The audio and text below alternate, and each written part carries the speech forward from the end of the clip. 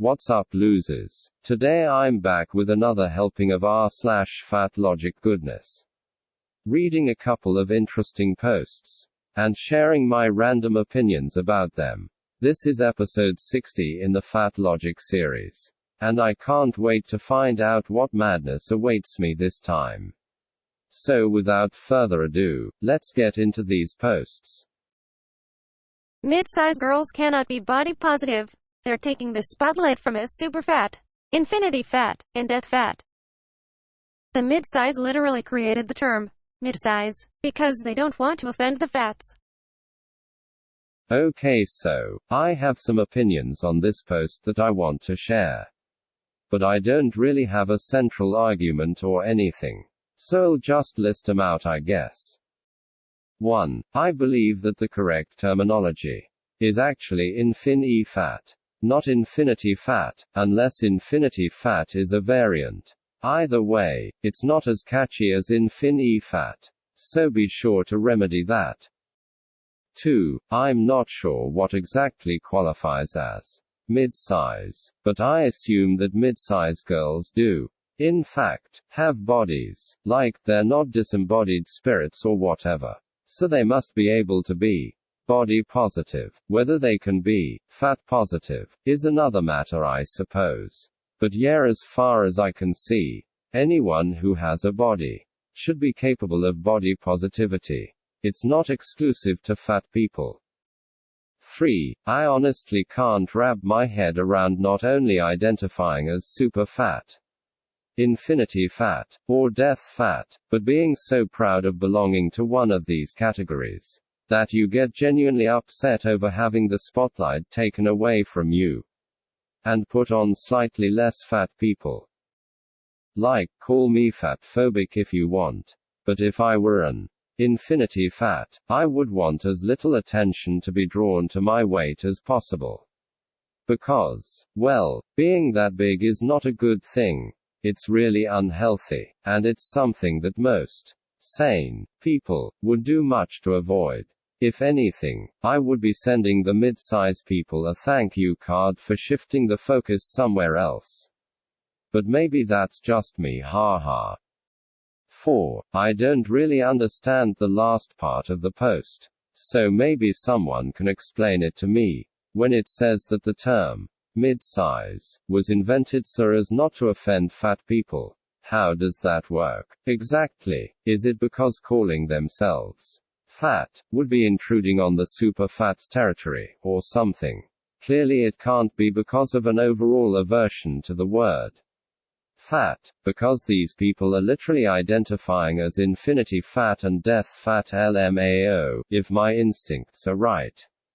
And it's my first suggestion of concerns around fat appropriation. Then all I can say to that is, how sad. Imagine getting so invested in your quote-unquote identity as a fat person that you would try to gatekeep which people were big enough to use the word fat to describe themselves. Seriously, could anybody have less of a life than that? It's hard to imagine. Certainly couldn't be me, haha. An option for responding to friends who are talking about their diets and posting before and after pictures. You look great in both pictures. Just know that if, like a vast majority of people, you end up regaining all of the weight, that isn't your fault, and you are valid and worthy at any size. This is my response to any weight loss post that comes across my path, including in person and on social media. People are allowed to do what they want with their bodies, and I'm fine with being unfriended/blocked when they, almost inevitably, regain all of their weight, and all those weight loss compliments become insults. I want there to have been at least one person who told them that a thinner body isn't a better body. This is a cycle of suck. The diet industry, including within healthcare, dupes people. Then those people perpetuate harm while they are losing weight. Then the industry they were shilling for reharms them when they gain it back. Over the years, I've heard back from people who say, I know I blocked you, but I regained the weight back, and I remember what you said, and now I want to hear more. This is one way I feel I can ethically support people who are currently enmeshed in diet culture. Saying this to someone who's obviously proud of their weight loss would cause an issue. Even though the overall sentiment is coming from a good place, I don't think it would be received that way. As I mentioned, I'm fine if they don't receive it well. I'm fine if they unfriend or block me. It's for them to hopefully remember when they've gained all the weight back. And I definitely hear from people who do just that and are grateful. Wow, this person really doesn't get the whole concept of friendship, do they? Like, one of the most fundamental requirements of being someone's friend is that you support them and cheer them on in pursuing what they want in life. Any undertaking as major as losing a lot of weight comes with some risk of failure, because that's just how things are. You don't get handed things in life. You have to go out and work for them. And sometimes, in spite of your best efforts, you will come up short. And that can really suck. So if and when that happens, it is your responsibility to provide whatever comfort and consolation you can. What you mustn't do, however, is assume that your friend is doomed to failure ahead of time. And tell them as much up front. Because all that does is signal that you have no faith in them. That you don't think they have what it takes to succeed. And that they shouldn't even bother trying to improve their circumstances. Which is both extremely discouraging for your supposed friend to hear. And, I would argue, a betrayal of the implied trust that exists between friends. To support and believe in each other despite the personal doubts or misgivings that one friend might have. On this point, the analogy of marriage comes to mind. We know that a large percentage of all marriages fail and end in divorce, and we can therefore deduce that any couple getting married is, statistically, not unlikely to find their marriage falling apart one day, and to experience all the heartache and inconvenience that might entail. Yet as the friends of the bride and the groom, we do not snidely interrupt the wedding ceremony and announce this statistic in front of all assembled. Instead, we stand by, smile, clap, and give them the benefit of the doubt. The marrying couple are grown-ups, with the capacity to make decisions about what they think is best for them. They did not invite you to the wedding to serve as a guidance counselor or statistical consultant. They invited you as a friend to show your support and share in their momentary, if not necessarily permanent, joy. And if you can't even do that much for them, then, well, I don't think you're much of a friend to them at all. The same logic applies for weight loss pictures. As far as I'm concerned, if someone you consider a friend has successfully lost weight, and they're happy enough about it to post pictures on social media, you have two options. Either congratulate them, or keep your opinions to yourself. The latter option is perfectly valid. For what it's worth, you're not required to show your support for other people's social media posts. And if you have some private doubts or whatever, you don't have to force yourself to say something that you don't believe. Just abstain. It's not that hard. The only reason it might seem hard is if you're secretly insecure about other people's success, and you feel the need to bring them back down to your level by telling them that their success is only temporary, so that you can protect your own ego. And if you hadn't guessed already, that is exactly what I think is going on with these fat activists. The fact that other people are succeeding where they've failed drives them crazy, and they just have to do something to level things up. Friendly support be damned. All I wish is that they could express their selfish thoughts in a way that was a little more honest. The whole faux concern routine bugs me to no end. Just admit that you don't want them to succeed, and that you value your own fragile self-image over your friend's desires and well-being. In short, stop being a fake friend. And if you can't be a real one, then kindly exit stage left. Because frankly, your so-called friend will be much better off without the lead weight of your toxic friendship dragging him down any longer. Is it, everyone has an eating disorder?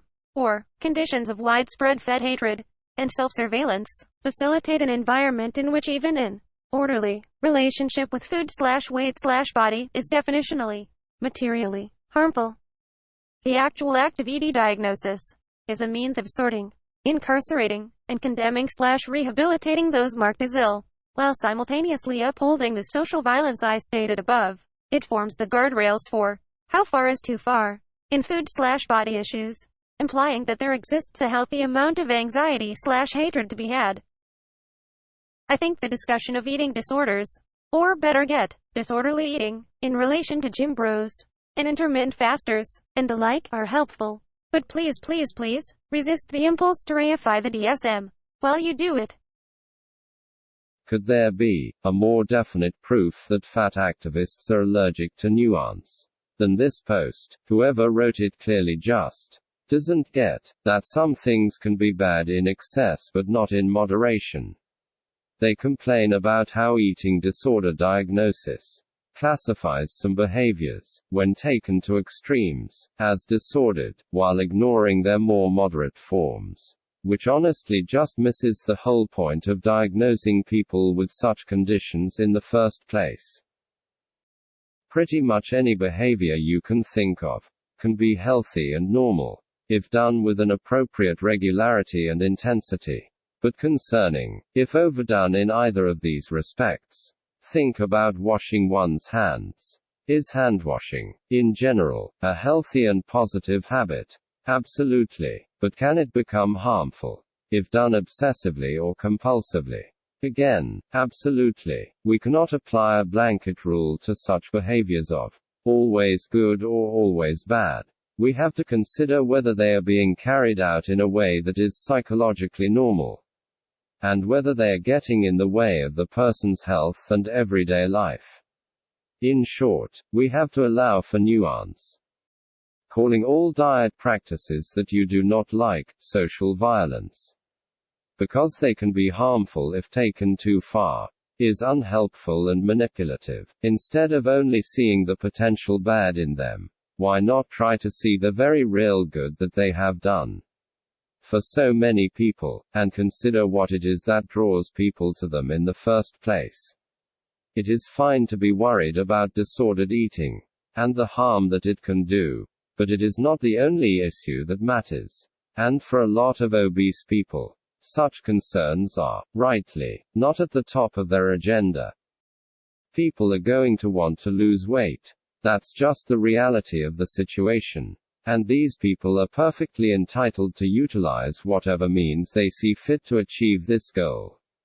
If you want to steer them clear of methods that are genuinely dangerous, I'm with you all the way. But if you want to veto any method that might be harmful, if taken to an abnormal extreme, then you're basically preventing people from attempting weight loss altogether. And I don't think that's at all fair or realistic. If you want to be taken seriously, it's time to stop seeing things in such hilariously black and white terms. To accept that the worst thing doesn't always have to happen. And, most importantly of all, to start listening to people who want to lose weight, rather than just talking over them. Well, that's all I've got for you today. I hope you enjoyed hearing the posts and my responses to them.